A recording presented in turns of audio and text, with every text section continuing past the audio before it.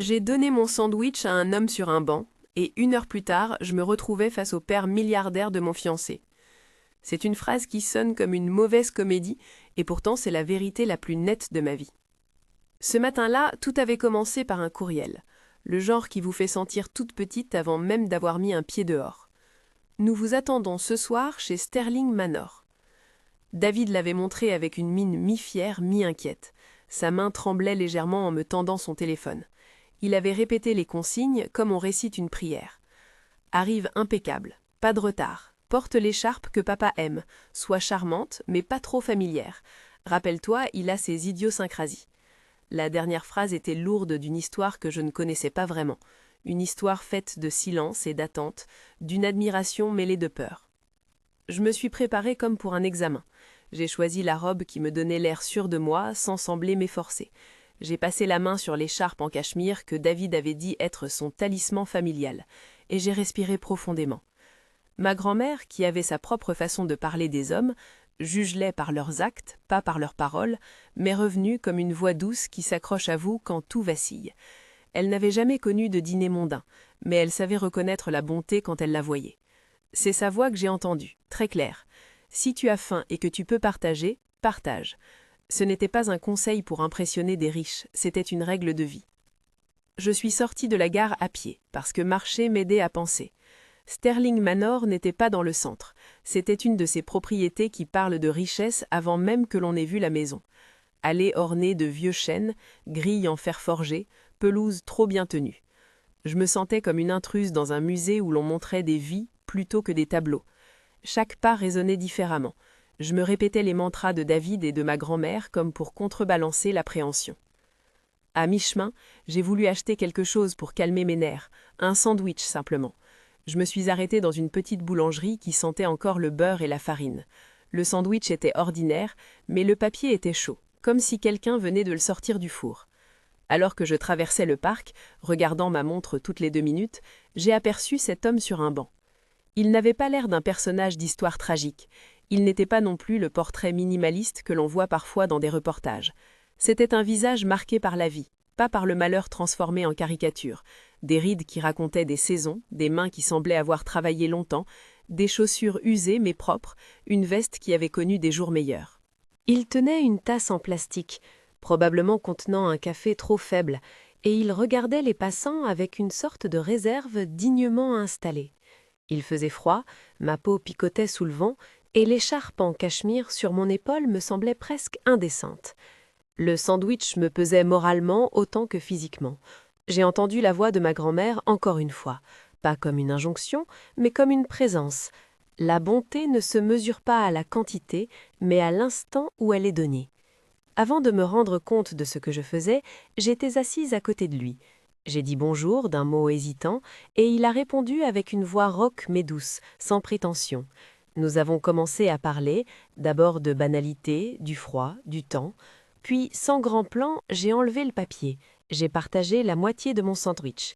Il a accepté avec reconnaissance, sans dramatisation, comme si ce geste n'était qu'une chose naturelle. Il m'a offert un sourire qui n'attendait rien en retour. Quand il a parlé, sa voix avait une profondeur inattendue. Il m'a remercié comme si j'avais rendu quelque chose de précieux, et il m'a effleuré l'avant-bras d'un geste bref et humain. À un moment, il a observé l'écharpe sur mes épaules et a emprunté une façon respectueuse de toucher le tissu, comme on touche une relique fragile. « C'est du bon cachemire », a-t-il dit, sans éblouissement, juste une affirmation. Il a fait un commentaire, discret, sur la chaleur que ce tissu garde. Il parlait peu de lui, mais quand il parlait, il choisissait ses mots comme quelqu'un qui a appris à ne pas gaspiller la langue. Je savais que si je restais trop longtemps, j'allais arriver en retard. J'ai pensé à David, à ses instructions, à sa peur d'être jugé. J'aurais pu retrouver l'équilibre en me taisant, en reprenant mon sandwich et en poursuivant ma route. Mais la petite main invisible de ma grand-mère m'a poussé à faire autre chose. J'ai enlevé l'écharpe, l'ai déployée doucement, et je l'ai posée sur ses épaules. Ses yeux se sont empreints d'une émotion retenue, et pour un instant, j'ai vu qu'il n'était pas habitué à tant de délicatesse. Il a essayé de refuser, poliment, mais j'ai insisté. « Prenez-la, vous en aurez besoin plus que moi », ai-je dit. Ce fut simple, ce fut humain, ce fut la seule chose juste à faire, selon moi. Puis j'ai couru. J'ai couru comme une enfant qui a volé quelque chose et sait qu'elle sera punie, ou comme quelqu'un qui vient d'offrir son propre cœur et craint la réaction d'autrui. Les minutes se sont étirées en longues secondes, le pavé cognait sous mes talons. Je suis arrivée hors d'Alme devant la grille de Sterling Manor, le cheveu en bataille, le rouge sur les joues. Le valet a ouvert la porte comme on ouvre un livre précieux, et David se tenait là au perron, le regard tendu, les lèvres pincées comme si elle retenait un jugement. Sa colère n'a pas été théâtrale. Elle était aiguë parce qu'elle venait de sa peur, pas d'une volonté malveillante. « Tu es en retard », a-t-il dit, d'une voix qui cherchait à être ferme, « et tu n'as pas l'écharpe que je t'ai demandé de porter. » Voir cette déception dans ses yeux a eu l'effet d'une gifle. J'ai essayé d'expliquer, mais les mots se bousculaient. Je l'ai donné à un homme. Il a éclaté en un rire sec, pas cruel, juste incrédule. « Tu as donné mon écharpe à un inconnu ?» Les étrangers attendaient que je me transforme en version parfaite de moi-même, mais je venais de prouver que je n'étais pas un accessoire bien choisi. Mes mains tremblaient encore du froid et de la course. Nous avons eu une brève dispute, sous le porche, avec le monde aristocratique qui nous observait de loin, agents, employés, regards évaluateurs. David m'a reproché la méprise. Pourquoi aurais-je fait une chose aussi stupide ?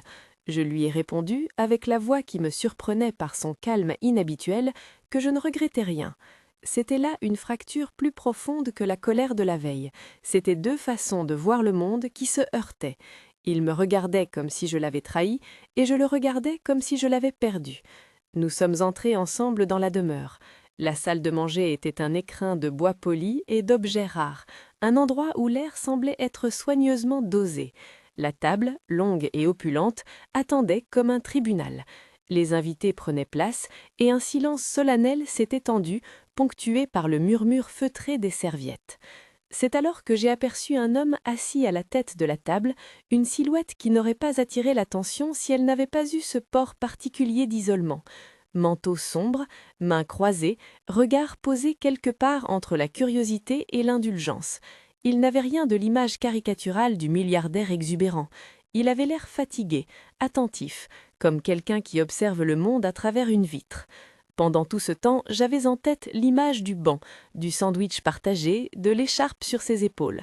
Ma poitrine se contracta. Je n'osais pas espérer, mais mon esprit cherchait des correspondances. Le cœur tambourina. Je me suis dit que c'était impossible, que le hasard ne pouvait être si généreux. Et puis nos regards se sont croisés. Ses yeux étaient clairs, d'un bleu presque pelé, pas l'éclat des cartes de crédit et des titres, mais un regard qui a vu beaucoup de choses. Il m'a souri d'une manière qui n'était ni froide ni joueuse, c'était simplement un sourire qui signifiait « je sais ». Ce que je n'avais pas prévu, c'était la manière dont la pièce s'est assombrie pour moi, non pas en mauvaise foi, mais en concentration. David a blêmi. Il a reconnu l'homme également, et la rage, plus embarrassée que furieuse, a remplacé sa fierté.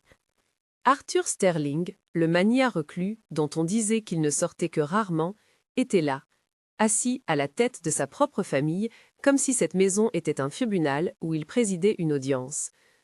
La révélation n'a pas été brutale.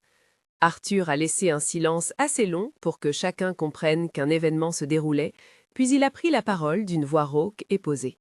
« Mademoiselle Ava, n'ayez pas peur de parler. Racontez-moi. » Sa voix avait la capacité étrange d'être à la fois interrogative et bienveillante. J'ai senti tous les regards se poser sur moi, certains étaient curieux, d'autres attendus. Je me suis sentie minuscule, pourtant déterminée. Je lui ai raconté, sans fioriture, comment j'avais acheté un sandwich et rencontré l'homme sur le banc. J'ai décrit comment j'avais partagé le pain, comment j'avais enfilé le manteau sur ses épaules, comment sa gratitude avait été simple et silencieuse. Je n'ai rien embelli, je n'en avais pas besoin.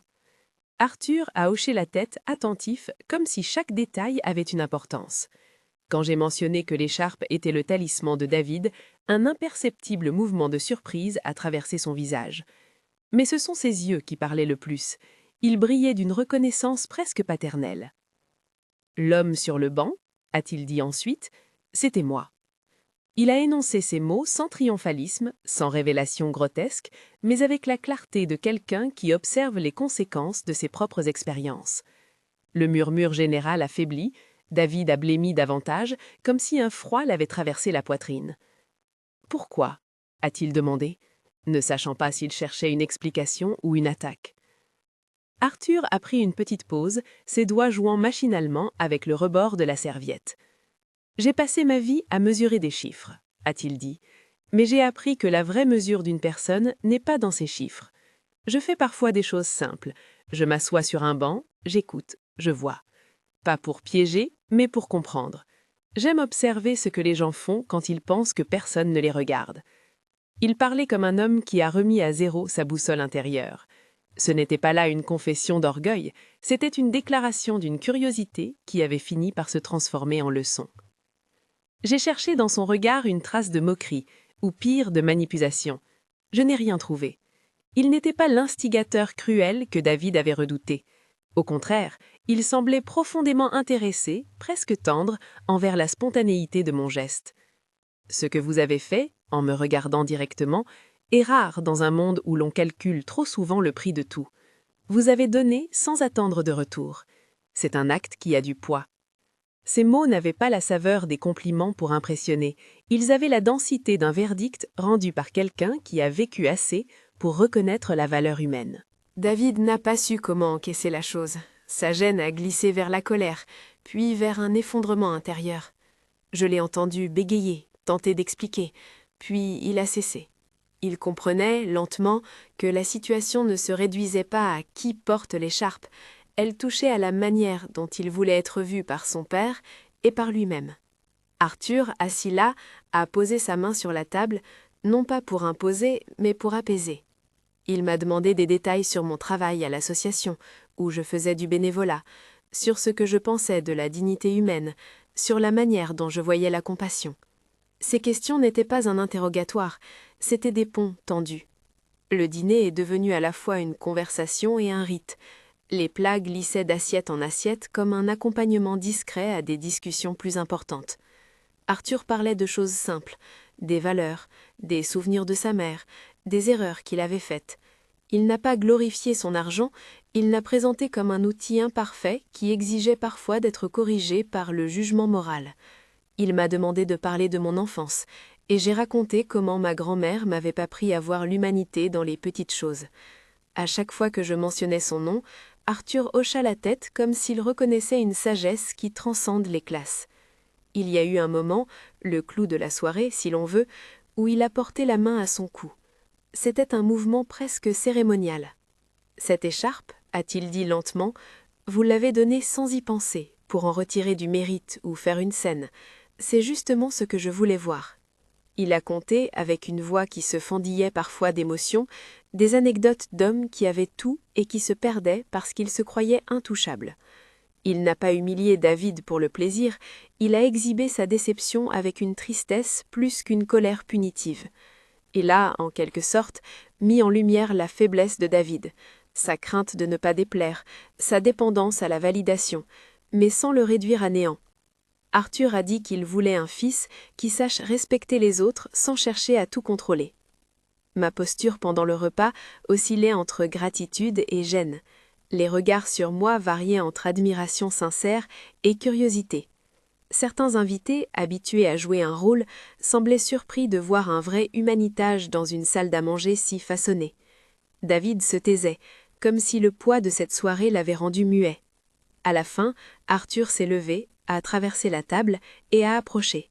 Sans extravagance, il a pris l'écharpe, celle que j'avais donnée et que l'homme sur le banc portait, et l'a nouée à son cou comme une sorte de déclaration. Puis il l'a retirée pour me la tendre. « Gardez-la, mademoiselle Ava, dit-il, pas parce qu'elle appartient à ma famille, mais parce que vous avez choisi d'en faire un acte de compassion. » Son regard était plein d'une simplicité presque gênante, pas de médias, pas d'enjeux, juste un homme qui rendait justice à un geste humain. David a tenté un sourire timide, comme si la possibilité d'un compromis entre notre monde et le sien venait de s'ouvrir. Je me suis sentie envahie par une émotion que je ne pouvais pas entièrement nommer. La reconnaissance d'abord, mais aussi la certitude que quelque chose dans la relation entre David et moi venait de changer. En sortant, la nuit semblait plus douce, l'air avait perdu sa dureté. Arthur m'a pris à part, brièvement, et m'a dit, avec la même voix usée mais honnête, « Continuez d'être celle que vous êtes. Ce monde a besoin de personnes qui agissent même quand cela n'est pas récompensé.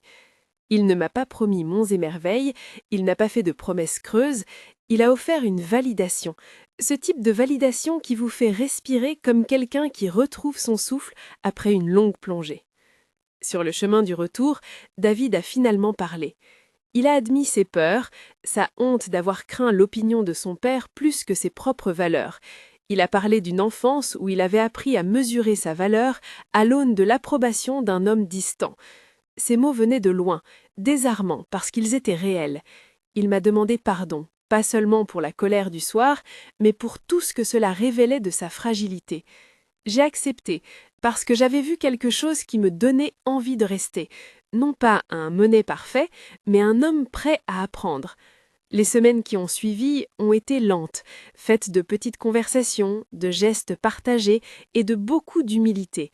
Arthur a continué à apparaître à l'improviste, parfois pour des lejeuner discrets, parfois pour des visites impersonnelles, où il écoutait plus qu'il ne parlait.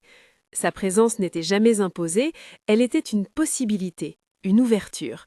David, petit à petit, a trouvé des façons d'être lui-même sans courir après une approbation imaginaire.